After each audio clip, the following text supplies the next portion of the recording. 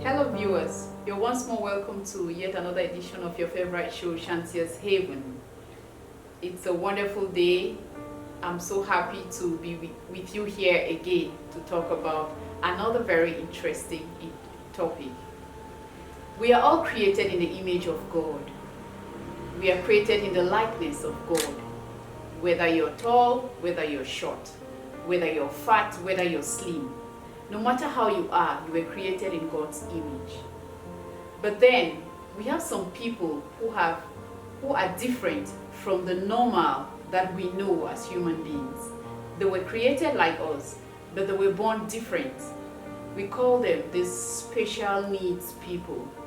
Today on Shantia's Haven, we have two wonderful guests with us who will be talking to us, to parents, to guardians, to viewers, about these special needs children, how to cope with them in the society, how to handle them, and how as a parent, if you have one of these kind of children, what you should do. We have with us a mother with us, Mrs. Are Miranda. Hello, Are Miranda. Hello.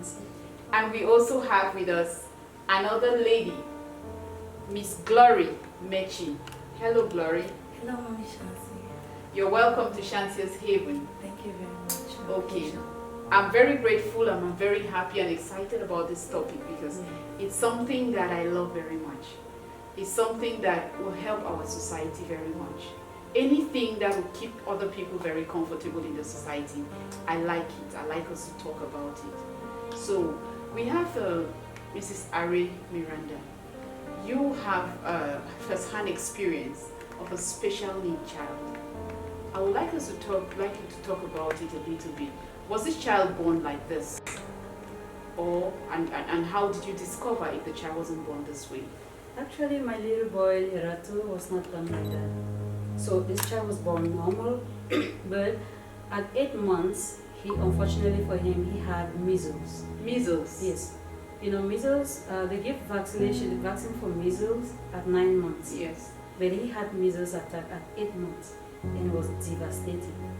So this child, we never knew he would live, he would survive. When he finally survived it, so it damaged his hearing. Yeah. Before 8 months, he could say mama, Emma, you know, he could say a little, some syllables. Okay. He could utter some words.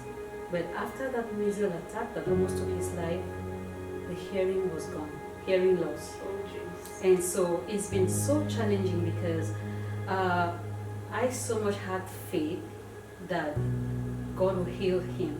So I went into praying and trusting God for him to be healed. I kept rejecting it, refusing that my baby is deaf or has hearing challenges. Until it came to that point where I had to accept it. That is how he is right now. I have to accept it and accept him like that. So how did you realize that he had this impairment? So before the measles attack, when my phone would ring, my little boy would, because he started creeping earlier, Okay. he would rush and bring my phone to me. Okay. When even sometimes my phone will ring and we will be fighting over it Okay. because he gets it. Or sometimes it will ring and he will start dancing. Okay. Yeah. And when you just shout, when you say anything, he's gonna turn. When you clap, he will turn and repeat and imitate you. Yes. Yes. But after the measles attack, like before then, he could say mama, Emma, and all those things. And after the measles attack, I noticed that when I come back from work and he's facing a different direction, and I will shout, Lerato, he will not turn. I'm like, what? And I'll clap my hands, he will not turn. Sometimes I'll play music behind him, he will not turn. Then I knew something was wrong. And after some time when you say mama, unlike before, he will repeat anything you say, he wasn't able to do that. So it was not just the hearing, but speaking too. No, you know you can only repeat what you hear. What is here? Yes. He could speak, like Emma is the name of his Yes. elder sister. Till today he still says Emma because Okay. he knew it very well before Okay. then. Okay. He could say, now he can say Emma, he can say Acha, he has some words that he Okay, can but still now say. he could only say what he heard when he Yes. before that attack. Yes. Oh. And also right now he can, so when it took me time to accept it, Okay. because when he came of age or to go to school, I enrolled him in a normal school, believing that the prompting from classmates would like somehow miraculously make him speak. Unfortunately, it wasn't working. The teachers had hard times with him. He was really a cause for concern. So I had to withdraw him from a normal school and take him to a school of children with special needs. Okay, just not to cut your story short. Glory, Miranda says that when she was faced with that situation, it was hard for her to accept it. And in that faith and in that belief that her child would talk and her child is normal, she took the child to a normal school. What can you say about this? I know you are students with in school learning about these children with these challenges. So what can you say about that? Okay, thank you very much. The story is so touching, and the first thing I want to appreciate you is accepting, because that's always the first step to it or getting out of it. A lot of parents find it difficult to accept the fact that their children are different. So when you accept, just like you did, okay, talking about first starting from where it all started, she said her child wasn't born like that. This child probably got this disability while developing or growing. At the age of 8 months, she said, when we talk of, there is this thing we talk of autism. It's a disorder that affects the development of the brain of the child, which makes the child find difficulties interacting or communicating with other people, and the child finds it difficult to feel what you feel. They have their own way, they are different. Okay, so if I want to say something to our mother here, I want to first appreciate her for accepting to take this child to a special school, because at some point these children are enrolled in a normal school, and after a while, if they are really picking up, they can now go to, or they should first of all be enrolled in a special school, and if these children pick up, they could be reintegrated in a normal school. Thank you. They could be reintegrated in a normal school. So I wish to ask, what's the age of this child? How old is this child? He will be 7 on the 24th of June. He will be 7. Okay. Like you've done already, you've accepted the child's condition and you've enrolled this child in a special school. That's fine. The child must not be in a regular school before achieving their dreams or being what God really wants them to be in the future. Yes, the child must not be in a regular school before achieving. So even the special need children also have a destiny, and they have something that they can bring forth. So we congratulate Miranda for accepting this first with the child.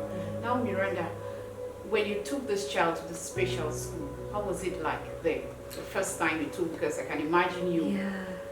Yeah, first of all, accepting the fact that my child has to go to the school for children with special needs, it needed a lot of courage.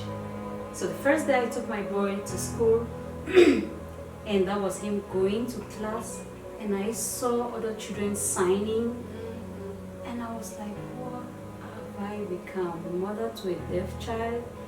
I was like, my world just crashed, and I went somewhere. I just sat on the stairs, and I was just there.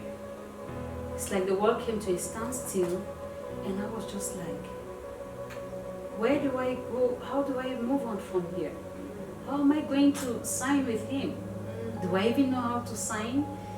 Is this what I've been seeing in the streets? Children signing and doing some, while I sat there lost in my imagination, one of the teachers came and she said, "Bonjour, madame."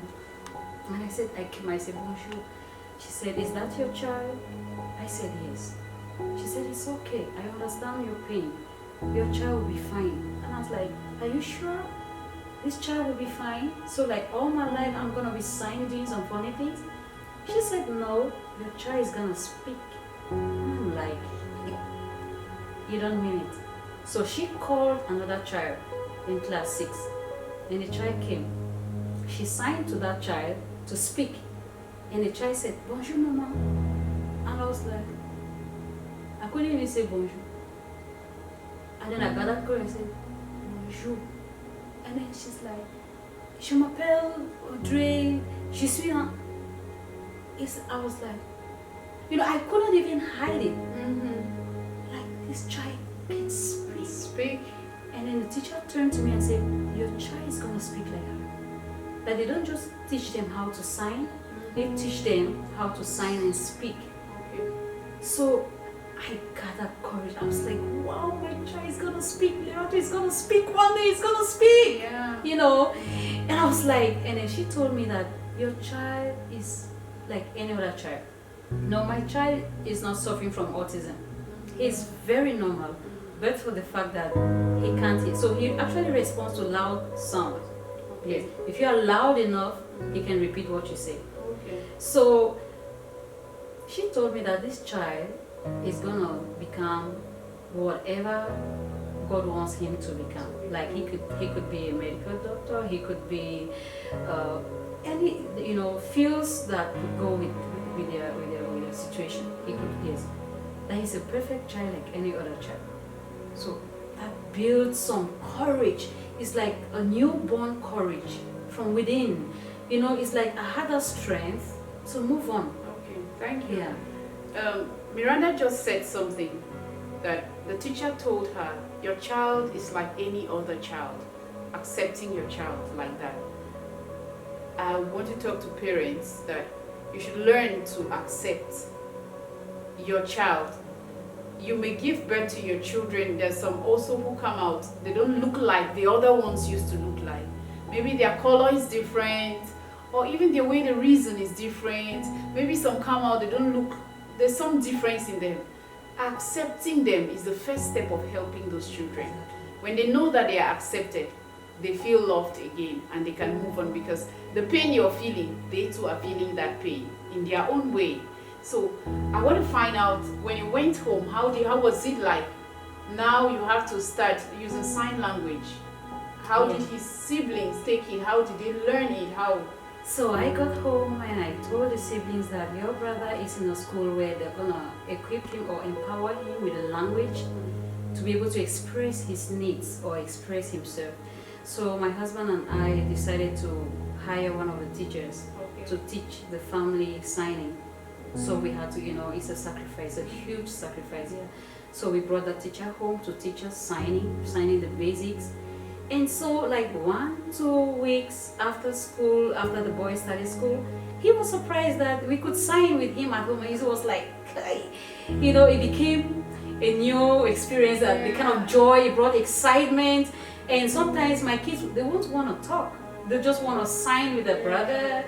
And kids are they have an interesting world. Even if they are not doing what is taught in school, they understand themselves and everything. They play around and signing. It's amazing. Okay, it's really amazing. That's good. So this takes me back to after you've accepted what we should do. The other children, the other siblings were not like that. They are not like that. But they had to make the sacrifice to learn how to accept their brother as well. So I think, Glory, what we do, especially with the society, when you find these kind of people in the society, here we are trying to educate our parents, we're trying to talk to our parents and guardians how to teach our children that these things happen in the world. And now how do we accept it? What can you say about that?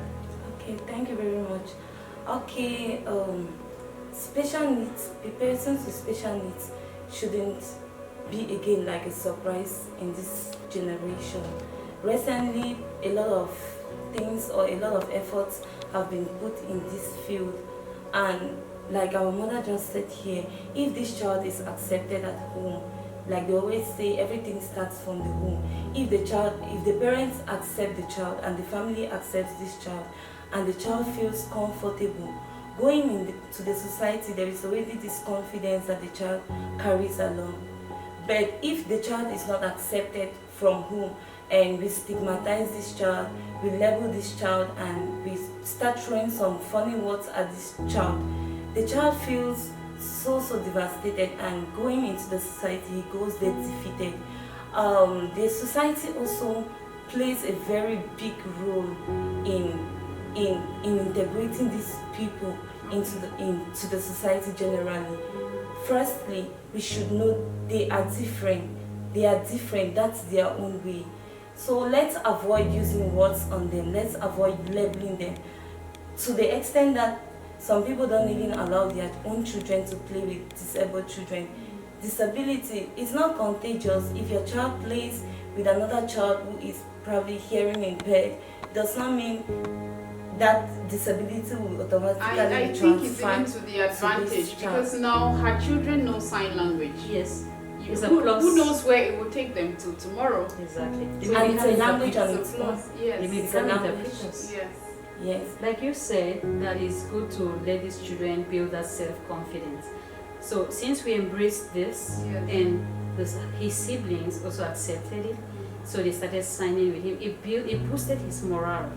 So to the point that in school, he's always the first. He has always been the class head, like the prefect of the class at each level. And the teachers tell me that this child is well treated at home, that he's very balanced, he's stabilized in class. Because some of them, when they are poorly treated at home, they come and release that anger on others, and they are wild. But this is not his case. You know, he's so far, each teacher says he's the best child, the best child, the best child in class. Wow. And back at home, he plays freely with other kids in the quarter, in the neighborhood. They play like he plays with them as though he has no. In fact, he doesn't even know he has any child. Yeah, and the others know that. They just feel like he's powerful because he knows he's not afraid. So he has this strong self-esteem. For him, he's a star. Wow, that's good, and kudos to you. Thank The you. child is well treated at home, and we see it reflecting in the child's performance in school. So not only with this challenge, every other child, but the child is well treated at home, it can be felt in school. And Guardians? Shansi, excuse me, Yes. when it comes to discipline, Yes. we discipline him like any other child. Okay. If he does something wrong, we frown at him, and if we need to use the cane, we do it even double, because he's a boy and he's like extra naughty. So we discipline him. There's nothing like less favor because no, we discipline since we know how to So sign. treat him like every Yes, other child. like any other child. That's Exactly. Treating him like every other child is important. Okay, so we should treat him like every other child. So dear guardians, dear parents, thank you so much for this time with us. Remember that this impairment, these children with special needs, these children with challenges, it is not a taboo. It is not something that is an ancient thing. It's something that we can handle and we can treat right. We can handle it in our society if we accept them and we treat them in the right way. There is also, someone said, if you meet someone who is like physically challenged, especially those who are on a wheelchair, it's advisable not to stand and you're talking to them down there. They will feel like you're feeling superior to them. You may want to now stoop and talk to them, and don't want to feel pity towards them. When you meet them, treat them like any other person. Don't see them and say, well, good morning, oh, bonjour. No, treat them like every other person. When you do that, they know that they are normal. When you don't treat them that way, you make them want to retaliate because they feel something is wrong with me. I already know, so it's okay, leave me like this. And Exactly. they want to react. Thank you so much, our guest, for today. It was a rich content, and we have learned a lot on how to handle these children with special needs. I don't know, Glory, what last word do you have for our viewers today? Okay, I want to talk most especially to the parents of children with disability. I want to encourage you to be strong. Know that God exists, and if God created that child like that, it's for a purpose. There is a particular purpose God has for that child. And trust me, if you handle this child well, at the end you have to rejoice. And to the society, let's make these people feel comfortable in the society. They are not least. They are not any inferior to what we are. We are all the same. Let's treat them with love. Thank you. Welcome. Miranda, Yes. your word to the viewers as the mother who has experienced this thing firsthand. Yeah, like I said before, these children are unique. Okay. When you have such a child, know that this child is born with a unique destiny. The child has a destiny, a very unique one. So you just act as a guardian, you just act as, just helping this child, that angel that helps this child to go through. Yes. And learn to always be there for them. Be very sensitive to them. Sometimes they don't really know how to express their needs, but be sensitive, pay attention, listen to them. That is one thing. Listen to them and treat them well. Okay, thank you so much. Listen to them and treat them well. Be sensitive to their needs. Guardians, viewers, parents, not only about you, train your children today at home how to react, how to deal, and how to live with children with special needs in the society. And then we're going to make our society a better place, one family at a time. Thank you so much for watching. Never forget to leave it better than you met it. See you some other time on Shantia's Haven.